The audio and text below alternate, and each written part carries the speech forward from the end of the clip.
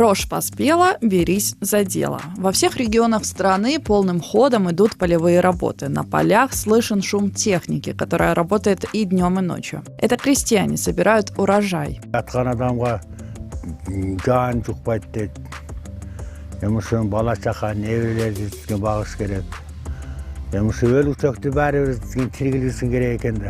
Гириша Исамаматов, несмотря на свой возраст, мужчине 66 лет, работает наравне с молодыми ребятами. В Чуйскую долину из Каракульджинского района он приехал 10 дней назад. Там, в своем селе, работы для пенсионера нет, а самой пенсии, которую государство начислило ему за годы трудовой деятельности, ни на что не хватает. Сидеть сложа руки и быть на полном обеспечении у детей мужчина не захотел, да и не привык оставаться без дела. Потому приехал сюда, трудиться на поле.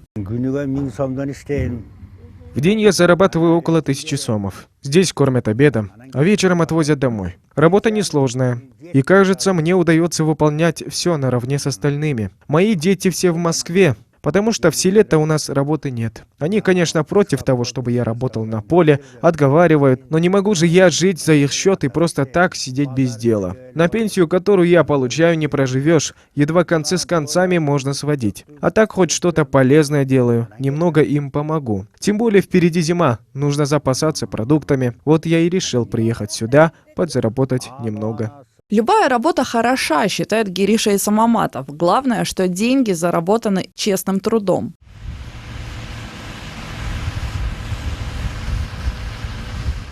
А это Канат Кусеинов, житель села Первомайское, что в Сокулукском районе Чуйской области. Он также решил принять участие в полевых работах, заработать на жизнь. Уже 20 дней работает на этом поле, собирает сахарную свеклу. Трудится без перерывов и выходных. Говорит, буквально через неделю сезон подойдет к концу, потому нужно успеть сделать как можно больше. Впереди зима, а значит, до наступления первых весенних дней работы у крестьян не будет. Канат Кусеинов, как и все остальные его коллеги по цеху, будет вынужден сидеть дома, без работы.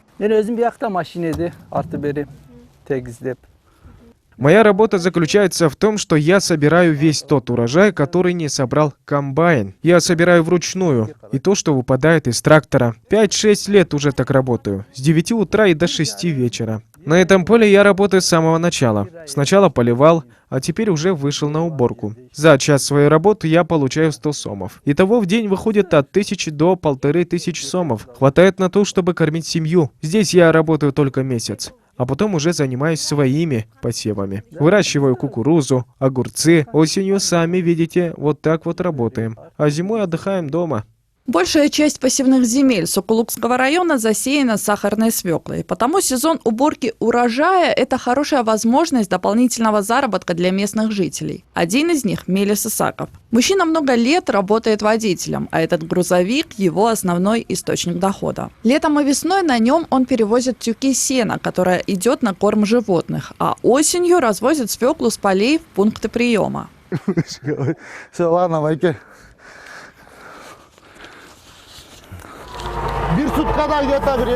Я зарабатываю около 2500–3000 сомов. 1 тонна свеклы стоит 300 сомов. Вот здесь 12 тонн. Мое рабочее время считается посуточно. Потому что вот, к примеру, сегодня в обед я загрузил урожай и выехал с поля. Отгрузят меня только завтра в обед. Сутки я стою на пункте приема, жду своей очереди на разгрузку. Из-за этого я успеваю сделать только 1 рейс. А еще очень много расходов. Машина ломается, нужно заправлять топливом. Так я уже 3 года работаю. Однако, как бы ни работал 35-летний Мелис Исаков, в этом году выручить за свой труд ему предстоит гораздо меньше по сравнению с заработками предыдущих лет. Все потому, что урожая у крестьян меньше, соответственно, и работы у водителя. Этот уборочный сезон заканчивается уже примерно через неделю. Это на 14 дней раньше, чем в прошлом году. Урожая собрали меньше. Мало кто из крестьян в этом году посеял свеклу. Видимо, не удалось договориться с заводом или еще чем-то недовольны. Я, если честно, не знаю. Но очередь на пунктах приема не такая длинная, как бывало раньше. Да и на заводе сократили сотрудников.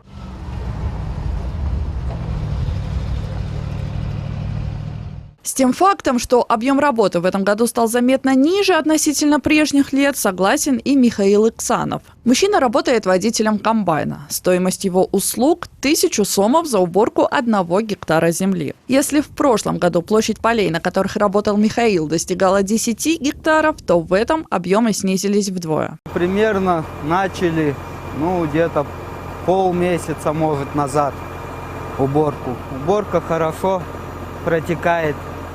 Урожай хороший, очень хороший в этом году, дай бог.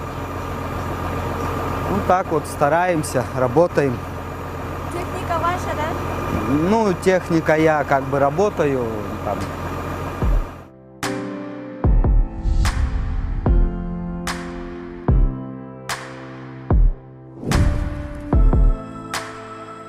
Одна из причин такого положения дел, по мнению водителей, это банкротство крестьян. В минувшем году сахарная свекла была одной из самых популярных сельхозкультур. Ее выращиванием тогда занялись практически все. Урожай выдался хороший, а вот стоимость свеклы резко упала. Многие крестьяне прогорели. Поэтому уже в этом сезоне отказались от идеи выращивания сахарной свеклы. По итогу урожайность текущего сезона гораздо ниже. К примеру, если только в одном Сокулукском районе в прошлом году сахарной свеклой было засеяно почти 2500 гектаров, то в этом площадь посевов сократилась на 1000. Добавила проблем и нехватка воды для полива во время посевных работ и жаркое лето. В этом году урожай у всех неважный, в том числе и у меня.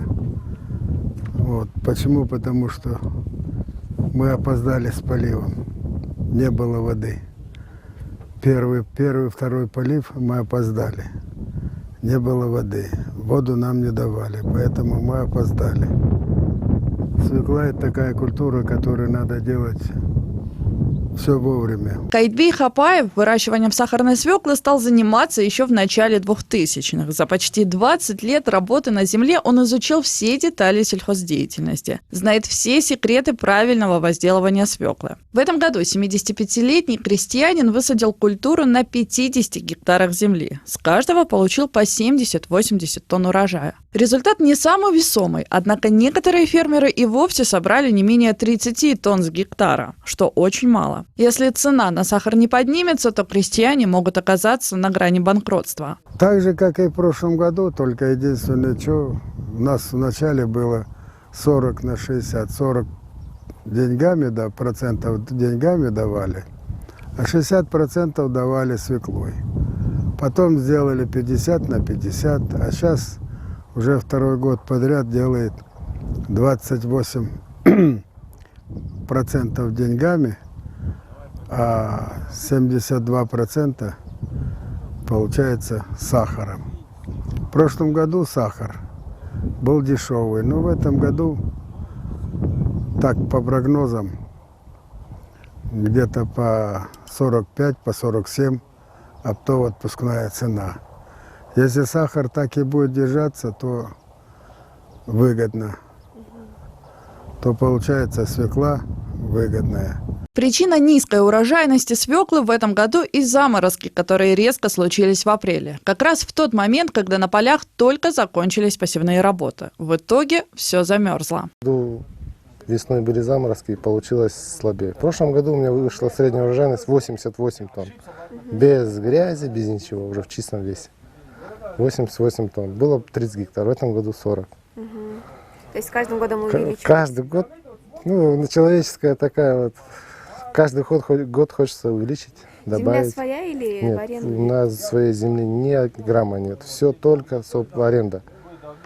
ППСовские, участников, земли, все мы берем, да. Аренда каждый год дорожает.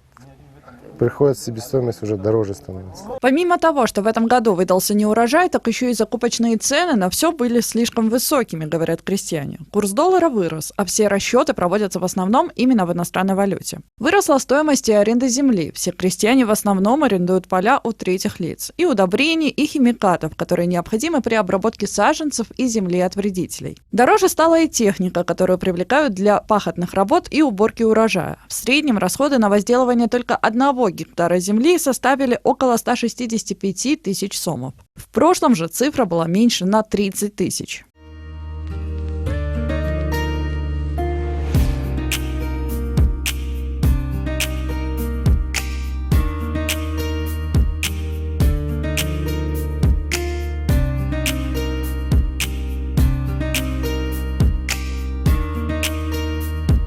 Кроме того, немало хлопот доставляет крестьянам и простаивание грузовиков с урожаем в очередях на пунктах приема сахарной свеклы. Если раньше на всю Чуйскую область их функционировало 2 – Каиндыкант и Кошой, то в этом году опять-таки из-за меньшего объема сырья Сокулукский пункт приема временно приостановил свою деятельность. Получается, что свеклу со всей Чуйской области принимают только Каиндыкант. Оттого и тянутся очереди из грузовых машин на много километров, а водители проводят сутки напролет в ожидании разгрузки. Сутку стояли, чтобы сдать свеклу.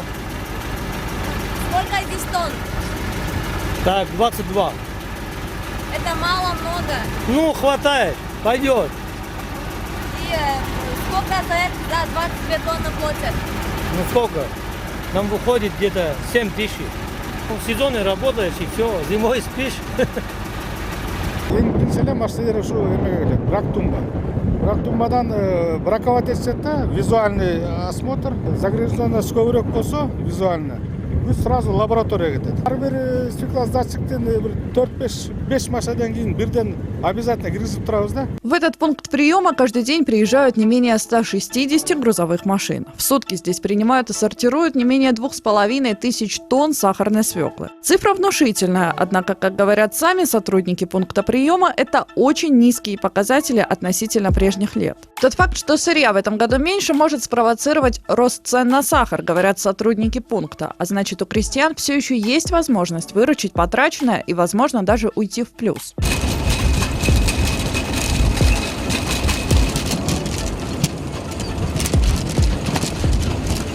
Где-то 54 000. На сегодняшний день здесь уже собрали 54 тысяч тонн сахарной свеклы. Осталось собрать еще 20 тысяч.